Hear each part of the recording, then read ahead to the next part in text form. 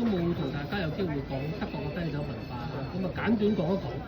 咁樣嚟紐倫堡咧就有一種特別嘅啤酒啊，叫做 Helles。Helles 咧就係喺慕尼黑啊呢個紐倫堡東部嘅地區咧就都非常之流行嘅。咁啊同北邊嘅 Pils 咧就有少少唔同嘅，咁都係差唔多。咁但係德國嘅啤酒咧就係唯一一個世界上係夠膽將啤酒作為特產嘅一個國家，就真係最著名就啤酒。呢度啲啤酒真係佢係釀酒嘅過程非常之嚴謹啦，有500年嘅呢個配方啊，各樣嘢都唔同。咁呢個 Helles 咧就係英文名咧叫做 Lager 咧就係 Lagers 咧就係喺 Helles 呢度嚟嘅。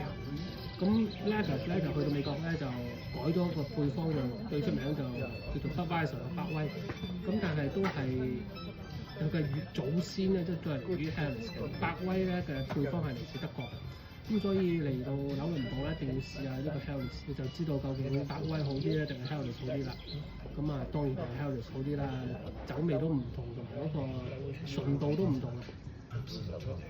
飲完之後係唔會有啤酒肚，因為呢度糖分咧就比較低啲，就相對於佢嘅釀製過程好啊，比起美國嗰度啲釀製咧係好好多，同埋冇咁甜啊，所以冇乜啤酒肚㗎。